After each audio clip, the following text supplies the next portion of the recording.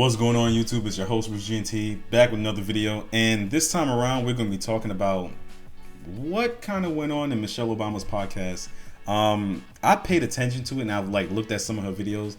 Nothing that's truly interested me. I have my own opinions about the Obamas, especially with this past election cycle, how I saw how they, for lack of a better word, conducted themselves, and then just other things I've seen, and really paying attention, looking back at certain things. So I have my own personal opinions, but I saw this clip circling around, and I was like, you know what? I want to give my take on it, and I want to give pretty much my idea on what they're talking about and why. So let's not waste any time. Let's jump right in. What we need to do in order to take advantage of that is to, as a society, as communities, recognize that this kind of transition from the old models that you and I, Craig, grew up on.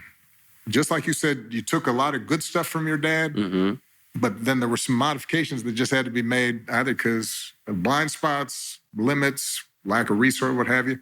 The times.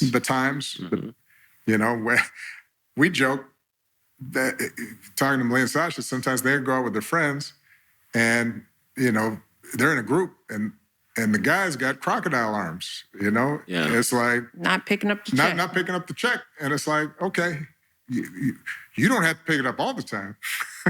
But if you're never picking it up...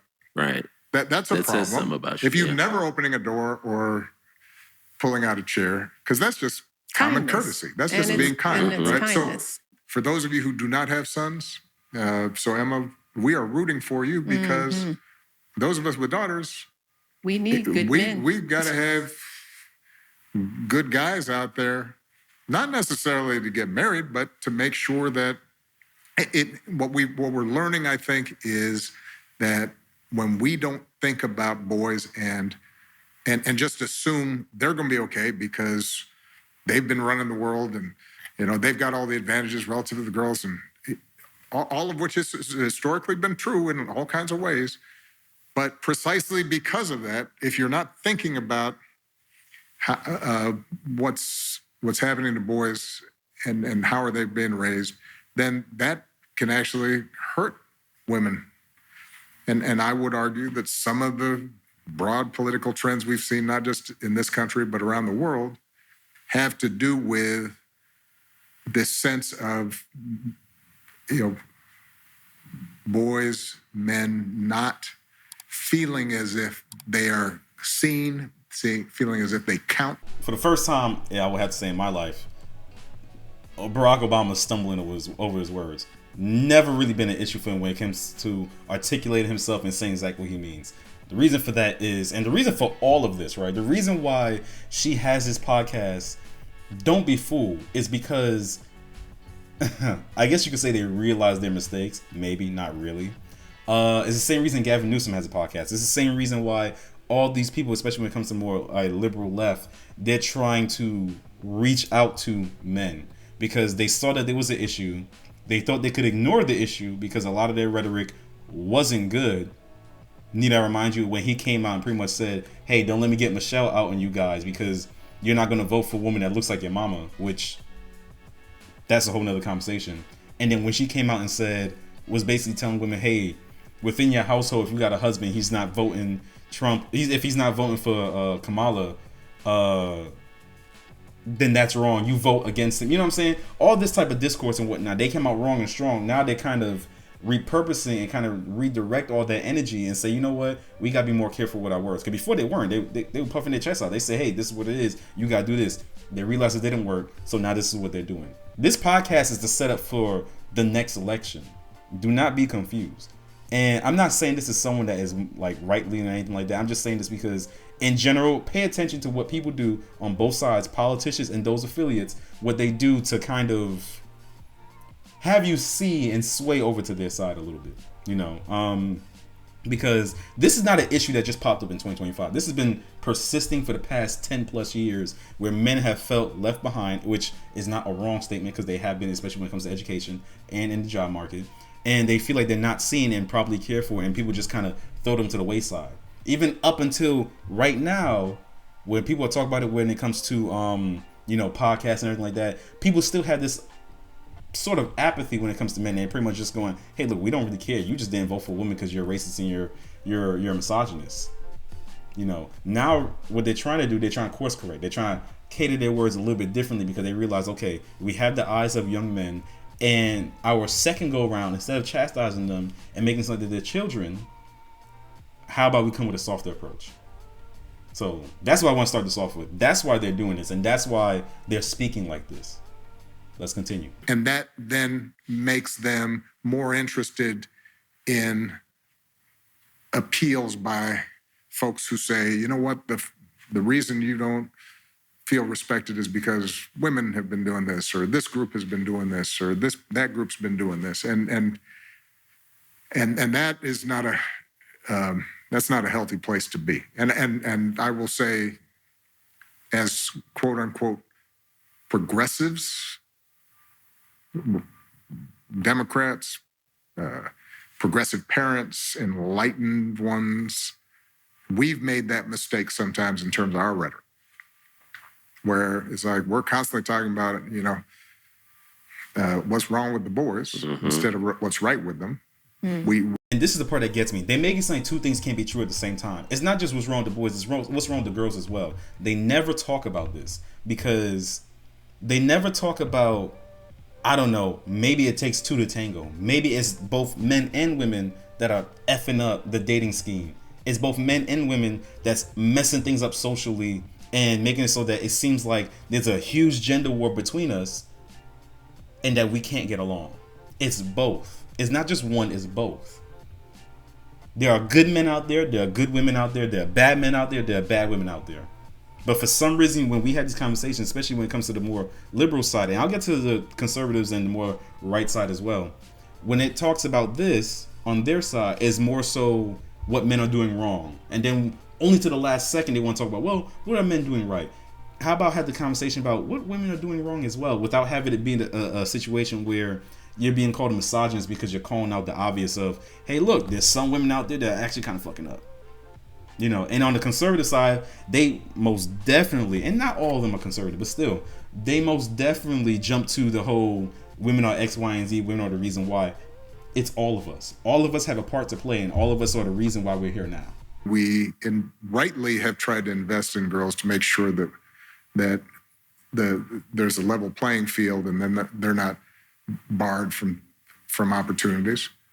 But we haven't been as willing, I think, to be intentional about investing in the boys, and that's been a mistake. And I think people are starting to recognize that. So going back to your optimism, I think there's a healthier conversation taking place now, both among this new generation of young women and men, but also among the public at large that's starting to see like, hey, we got to do better by our boys. And if we do better by our boys and we're producing stronger, more confident men, that's going to be good for our girls and our women as well. Well, thank you. Or how about this? We start investing in both sides, right?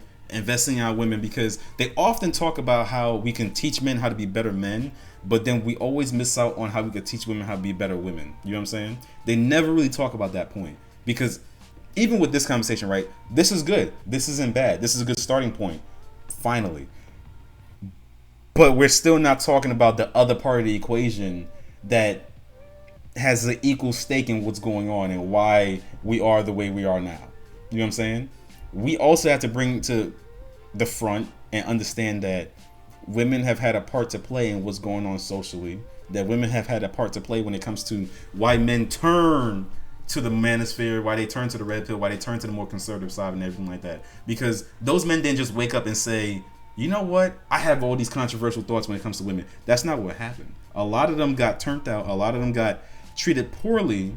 And then when they try to bring up their reasoning for why they feel like this, they get told, well, you're X, Y, and Z.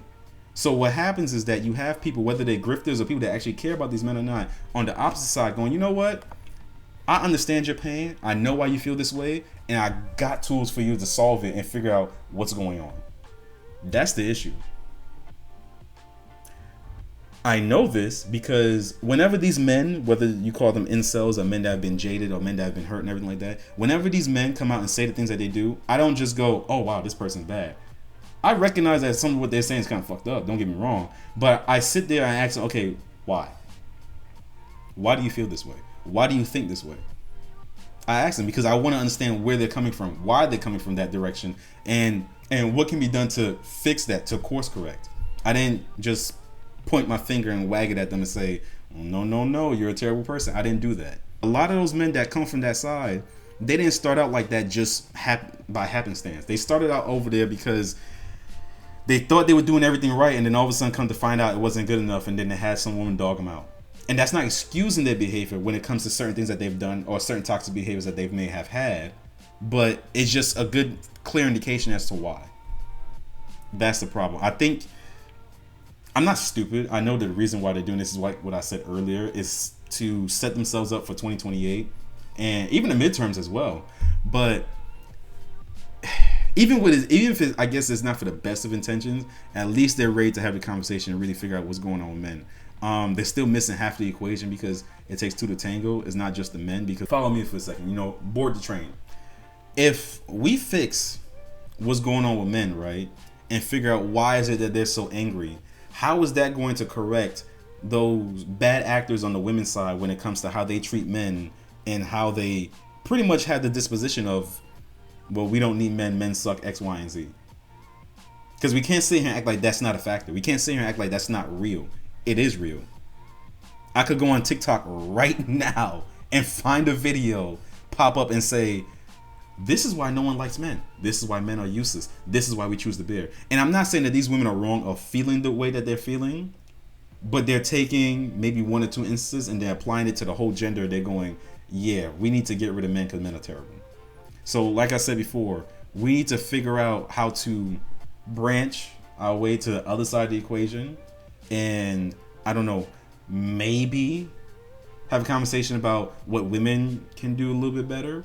And I'm not saying all, but I'm just saying that there are problem children out there, just like there are problem children with the men.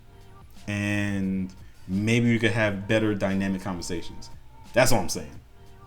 But that's really it. This is the point. This is what I wanted to focus on. And I have another video that kind of coincides with this. So depending on how I upload it, you're going to see. But that's really it. I mean, yeah, that's it for this video. If you enjoyed it, leave a like, comment down below, tell me your thoughts. Tell me what you think. Do you agree with my opinion that we can't just focus on the men, we have to focus on the women as well because they're also fucking things up? Or do you think, you know what, no, this is mostly men's fault, and once you correct them, all will be well with the world? Let me know in the comments down below, and subscribe if you want to see more.